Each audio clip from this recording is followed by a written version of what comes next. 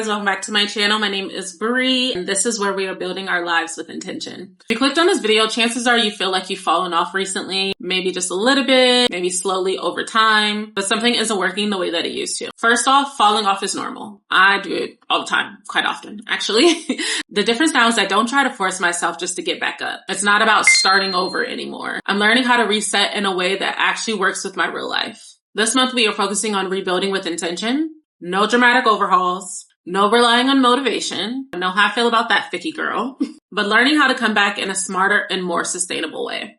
So in this video, I'm sharing what I've learned through trial and error, the mindset shift that helps my reset, and the actual steps I take when I need to get back on track. We're going to go ahead into section 1, which is the reset principles. This isn't about starting over. These are the 5 principles that I come back to every time that I fall off. And this is me sharing what actually works when I need to reset. Go ahead and get into principle number 1, that is diagnose before you restart. So the first thing you need to do and the first thing you need to understand is why you fell off in the first place. And I want you to be very honest with yourself here. Was it a major life event? Was it burnout? Did something happen out of your control? Was it your mental health? Did something random just happen that just threw everything off? Did you just slowly drift out of your routine? Either answer is valid, but you need to know why you fell off in the first place. Because if you skip this step and you just try to restart without diagnosing why you even stopped in the first place, you're likely going to end up back in the same place. You can't build a better system without knowing what broke the last one. So the first tip is to pause, reflect, diagnose. Ask yourself what actually caused the fall off. Once you have an understanding of that, that will be the first step. Principle number 2. Separate what you can control from what you can't. Once you know the cause, I want you to sort this into 2 buckets. Things within your control and things that are not. If what happened is outside of your control, like a loss, a season of life that just hits differently, circumstances that you didn't ask for, I want you to give yourself to feel whatever it is that you need to feel. Sit with it, not just push it to the side. Letting yourself feel is the hardest part, but it's not weakness. Actually, how you process it and how you will be able to move through it. And then, when you're ready, I want you to make a conscious decision to redirect your energy to what is in your hand. You can't control what happened, but you can control what you do next. Now, if what caused the fall off is something that you can control, that's actually good news. That means you can change the outcome. You can look at it, adjust it, and you can do something differently. That is your leverage point. Sort the cause, let go if you can't control, take ownership of what you can. Principle number 3, audit your morning and night routine. When I fall off, the first thing that I do is I ask myself, was my routine even something that was manageable for me? Or was I just setting myself up for burnout from the beginning? Sometimes we build these elaborate routines, especially when we see stuff on Instagram and TikToks. We think that we need to do all this stuff at the start and the end of the day, but really that's not sustainable. You need to build something that you can actually stick to. And this is where having a system to come back to is everything. So I like to use my Notion tracker for this. It's basically my second brain. It's where I keep all of my routines, my habits, my goals. Everything lives there. So when I fall off, I'm not just starting from scratch trying to remember what my routine was even in the first place. I have a system I can open and refer back to immediately. So if you don't have something like that yet, I'll talk a little bit about that later. The point is, have a place where your plan lives. You can always go back to it. Principle number 4, make sure you have what you need. I know that probably sounds obvious, but it's a very important step. Sometimes we fall off because we just don't simply have the things that we need to stay on track. We're setting ourselves up poorly to come through on our routines. Do you have the groceries that you need? Do you have supplies? The environment that you're in set up for your success. Think of it like meal prep. You can say you want to eat healthy all you want, but if the fridge is empty, the first place you're going to is Chipotle, the drive-thru. You're going to find the easiest, quickest meal that you can get. Set yourself up for success so that you don't have to worry about decision fatigue and you can remove the friction. You need to set your environment up so that doing these things are the easy choice. Check your space and make sure everything is in place before you call it day 1. And we are heading into principle number 5. That is to ask for help. This is probably my hardest thing on this list. I hate asking for help. It's the Aquarius in me. It's just not something we like to do. Also, I'm an oldest sister. So who am I really going to ask for help? I'm the person people ask for help. Something that we need to start doing more.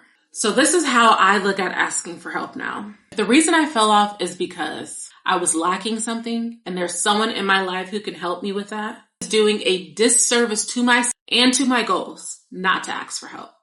And in 2026, anything that is in a disservice to ourselves has got to go. So if not asking for help is one of those things, I'm asking everybody. You gotta ask everybody for help. If you need support, ask for it. Struggling alone is not a badge of honor anymore. We're not wearing that. Ain't no capping. Struggling, cut it out. It just makes things harder than it has to be. If you need support, ask for it. Struggling alone when help is available is not a badge of honor. It's just making things harder than it has to be. So now that we've gone over the 5 principles, let's go ahead and get into the reset framework. These are going to be actionable steps you can take today. Pause the video as we go over each step. You can work through this. Real things that you can do to reset with intention. Step number 1, do a written debrief. You need to get it out of your head and onto paper. Or in my case, my Notion. I want you to sit down, seriously, take 10 minutes to do this. Answer these 3 questions. Question number 1, what caused me to fall off? Write down whatever the reason was. Be really honest with yourself. Explain what caused you to fall off of your routine. Question number 2, is this something I can control or not? And go through the process like we said before. It's out of your control. Feel the feels about it and wash your hands from it. No reason for you to be holding on to something you cannot control. All of that does is cause you more stress, and we are trying to get rid of that. Now, if it is something you can control, then you're going to work through what you can do to fix that problem and how you can change it. And that leads into step number 3.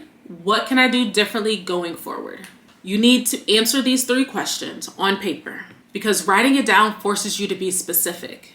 And that is where clarity lives. Once it's written, you can actually work through it. In my Notion tracker, I actually have a section that's specifically built for this in my reflection journal. It's one of the reasons I love having this system, because everything that I need is already right there. So if I do fall off, I have my tools in place to help me get back on track. If you are interested in checking out my Notion template, it will be linked in the description box below, because it's not about scrambling to try to figure out what's going on or where to even start. You're going to take what you write in your debrief, and then you're going to split it into 2 columns. In my control, not in my control. Everything that's not in my control, close it, release it. 1, 2, 3, release it. Even if you have to sing the song, get rid of it. Out of sight, out of mind. Wash your hands with it. You can't control it. Why is you worrying about it? To me, I have to tell myself that all the time. If I can't control it, why am I worrying about it? I need to put my attention on the things that I can control.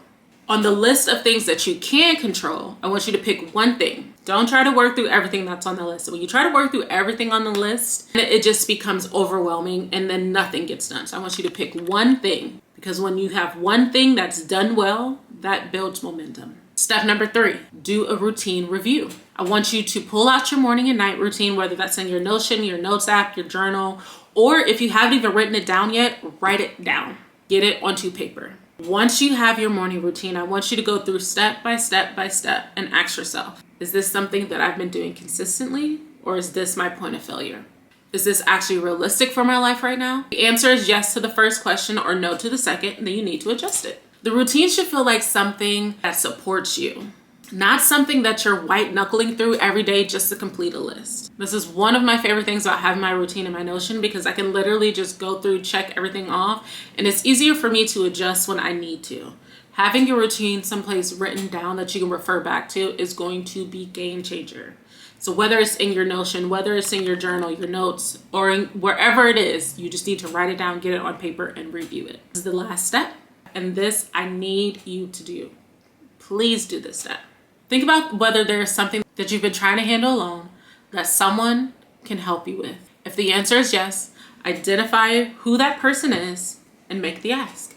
And do it before the week is out. Not someday, this week. It could be as simple as texting a friend, asking for an accountability partner. It could be joining a community. It could be reaching out to someone who you admire, just asking them for some advice. It doesn't have to be a big dramatic ask. It just needs to be real and relevant to the help that you need now. Not keep treating asking for help like it's the last resort. It's strategy, and we need to use it. Falling off is not failure. Falling off is very human. There's no one in this world who hasn't fallen off. J. Cole made a whole album called The Fall Off. Fall off, you can fall off too. The question is, when you come back, are you just restarting, or are you resetting with intention?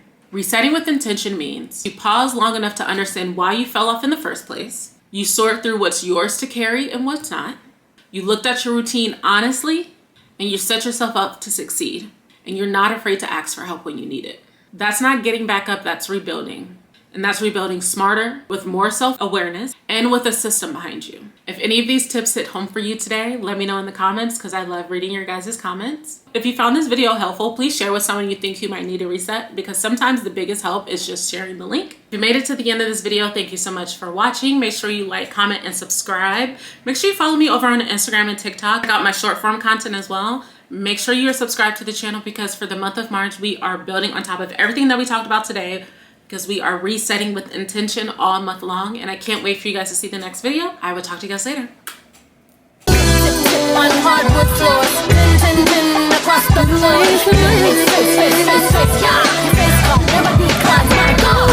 floor.